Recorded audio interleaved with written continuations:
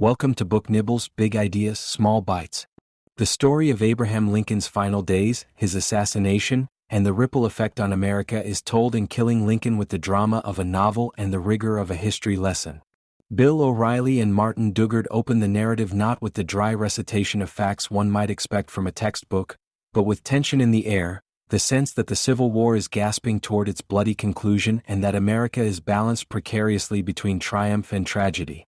The book casts its gaze on April 1865, the last chapter of Lincoln's presidency, when the Union had finally broken the back of the Confederacy. Richmond, the Confederate capital, had fallen, Robert E. Lee's army was retreating, and there was jubilation among many in the North. Yet even in victory there was unease, exhaustion, and the unresolved fury of those who still clung to the Southern cause. In that volatile atmosphere, Lincoln's story turns from that of a triumphant leader into that of a tragic martyr, and O'Reilly and Dugard dramatize it with relentless pacing. To appreciate the impact of Lincoln's death, the book constantly places him in context: what he stood for, how he endured the darkest days of war, and why his assassination carried a meaning beyond the loss of one man. Lincoln, after all, had spent years in the crucible of civil war, bearing responsibility for a country torn apart, burying countless soldiers, and navigating political infighting. His face, as contemporaries noted, seemed etched with sorrow, the deep lines and weary eyes reflecting the price of leadership during the bloodiest conflict in American history. And yet in the days before his death, observers remarked on a strange lightness in him, as if he could finally see the burden lifting. He walked through the streets of Washington almost unguarded, greeting soldiers and citizens with warmth. This vulnerability, his unwillingness to cloak himself in layers of security, becomes one of the haunting threads of the narrative, because it left him exposed to the one man who wished most to silence him. That man, John Wilkes Booth, is not painted merely as a villain lurking in the shadows, but as a complex and passionate figure who had once been a celebrated actor, admired on the stage, a man with charisma and good looks who drew applause wherever he performed. O'Reilly describes him as the kind of person who could command a room, whose presence radiated confidence. But behind the charm was a fervent Confederate sympathizer, enraged by the destruction of the South, convinced that Lincoln was a tyrant. Booth did not act on a whim. He brooded over the South's defeat and stewed in conspiracy. His plot evolved from a wild plan to kidnap Lincoln and trade him for Confederate prisoners to a darker scheme to kill not just Lincoln but the key men of the Union government in one coordinated strike.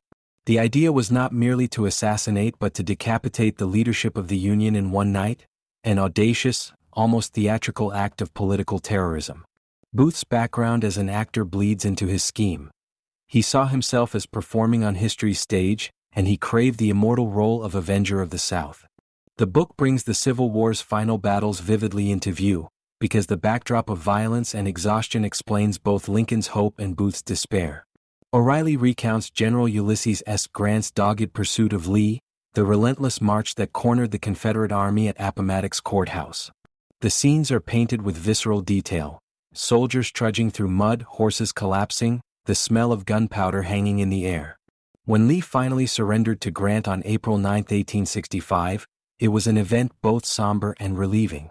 Grant, mud-stained and modest, treated Lee with respect, allowing Confederate soldiers to keep their horses so they could return home and rebuild their farms. Lincoln, upon hearing the news, was magnanimous. His vision was not one of vengeance but of healing, captured in his famous phrase, "With malice toward none, with charity for all." He was preparing to stitch the nation back together, to move beyond war into reconciliation. But while Lincoln envisioned reconciliation, Booth imagined revenge. The book makes clear how Booth's personal vanity, his obsession with honor, and his belief in Southern glory collided with the new reality. He could not abide a world where Lincoln became a national hero, a unifier, perhaps even a saint-like figure. In Booth's mind, killing Lincoln would strike terror in the North and reignite the Southern cause. The irony is almost Shakespearean. Booth believed he would be remembered as a liberator, yet history branded him as a coward and villain. One of the most chilling parts of the narrative is how easy Booth's task ultimately was. Despite the ongoing war and the presence of enemies everywhere, Lincoln's security was shockingly lax. The book describes his bodyguard, John Parker, as negligent, often drinking, inattentive, and failing to anticipate threats. The White House itself was porous. citizens could walk in to petition the president with little hindrance. Lincoln himself disliked the idea of being shielded from the public. He believed accessibility was part of democracy, a stark contrast to the heavy security one might expect around modern leaders. But this accessibility meant vulnerability, and Booth exploited it. The climactic night, April 14, 1865, Good Friday, is depicted with the detail of a suspense novel. Lincoln, his wife Mary Todd, and their guests chose to attend Ford's Theater to see the play Our American Cousin, a light-hearted comedy. Lincoln was reluctant at first, weary from the war, but Mary insisted it would be good to show himself to the people, to be seen enjoying peace after years of bloodshed. Washington, meanwhile, was buzzing with celebration. The war was effectively over, parades filled the streets, and the city felt reborn. Yet in the midst of this festivity, Booth was plotting his dark finale. He knew Ford's Theater intimately, having performed there many times, and he arranged everything with chilling precision. He prepared his pistol and dagger, rehearsed his escape route, and coordinated with accomplices who were assigned to kill Vice President Andrew Johnson and Secretary of State William Seward, aiming to wipe out the Union's leadership in one fell swoop. Inside the theater, the atmosphere was jovial. When Lincoln entered the presidential box, the crowd erupted in cheers. He bowed, smiling, a man finally glimpsing peace after 4 years of war. The play rolled on with laughter and applause. Booth slipped into the theater, familiar to everyone, not arousing suspicion. He moved stealthily toward the box, timing his entrance with a line in the play that he knew would draw a roar of laughter from the audience, masking the sound of his shot. Then, at the precise moment, he fired into the back of Lincoln's head. The audience at first thought it part of the play until the horror became clear. Booth leapt to the stage, brandishing his dagger, and cried out, "Sic semper tyrannis," Latin for, "Thus always to tyrants." In his theatrical flourish, he framed himself as Brutus striking down Caesar. He broke his leg in the fall but escaped into the night on horseback, beginning a frantic 12-day manhunt. The aftermath in the theater was chaos. Mary Todd Lincoln screamed as doctors rushed to the president's side. The bullet had lodged deep in his brain. There was no hope. Soldiers carried him across the street to the Peterson House, a modest boarding house, where he lay through the night, unconscious, breathing raggedly as cabinet members and family gathered in vigil. The book paints the scene with somber poignancy, the great emancipator lying in a small, humble bed, his tall frame stretched awkwardly, his face pale. At 7:22 a.m. on April 15, Lincoln breathed his last. Secretary of War Edwin Stanton, overcome with grief, uttered words that echoed through history, "Now he belongs to the ages." While Lincoln's body was mourned, the hunt for Booth electrified the nation. The book becomes almost a thriller at this point, following Booth's desperate flight through Maryland and Virginia, aided by sympathizers, hiding in barns and swamps, nursing his broken leg, and writing in his diary about his bitterness that the South did not hail him as a hero. His companions faltered, and his support crumbled. Federal troops closed in, spurred by outrage and the promise of reward money. Booth's end came in a tobacco barn in Virginia, where he was cornered and refused to surrender. The barn was set ablaze and Union soldiers shot him. His last words reportedly were, "Useless, useless." The would-be savior of the South died ignobly, despised even by those he claimed to represent. The assassination was not only the death of a president but the symbolic assassination of hope. Lincoln had envisioned a generous reconstruction, a path toward healing. His successor, Andrew Johnson, lacked both his vision and his political skill.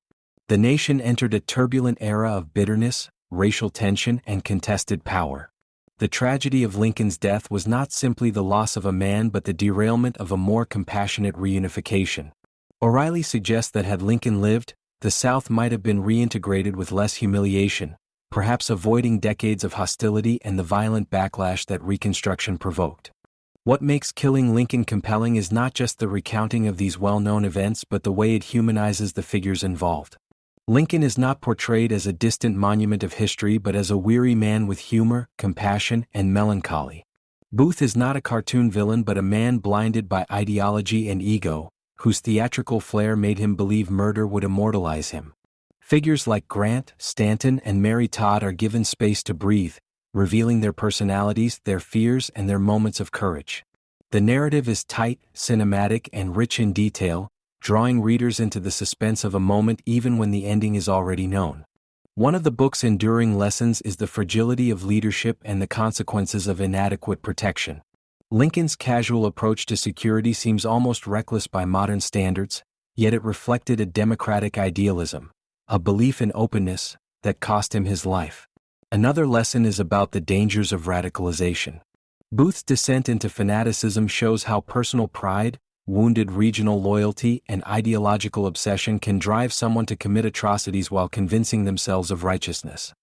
His story resonates even today as a cautionary tale about how individuals can be seduced by narratives of grievance and glory into committing violence. There are also reflections on grief and national trauma.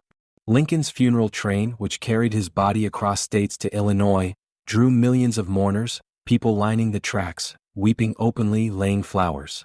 For many, his death felt like the loss of a father figure, a man who had borne the suffering of the nation. The outpouring of sorrow underscored how deeply he had become the moral compass of America. His assassination did not merely kill a president, it shattered a sense of unity at the very moment it was most needed. The storytelling in Killing Lincoln reads like a thriller, but the substance beneath it is history's weight. The authors emphasize the ironies, how Lincoln had just lived to see peace, how Booth misjudged the South's response, how a few minutes of negligence in a theater altered the trajectory of the nation. They remind readers that history often turns on moments of vulnerability, on the choices of flawed individuals, and on the unpredictable consequences of violence. In reading this story, one is struck by how the themes echo across time. Leaders today still walk the tightrope of accessibility and security. Societies still grapple with the aftermath of violence, with how to heal divisions, with how to reckon with extremists. The lessons of April 1865 remain relevant, not as distant tragedies but as reminders of the precariousness of democracy and the power of individuals to shape history, for good or for ill.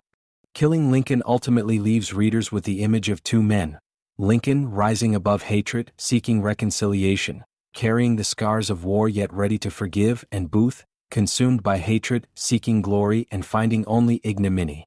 One belonged to the ages, the other to infamy. Their collision on that fateful night changed America forever, not just in politics but in its soul. And that's it, Killing Lincoln, the shocking assassination that changed America forever, by Bill O'Reilly and Martin Dugard. Thanks for listening to Book Nibbles. If you enjoyed this bite-sized book, don't forget to subscribe for more quick, insightful summaries. See you in the next nibble.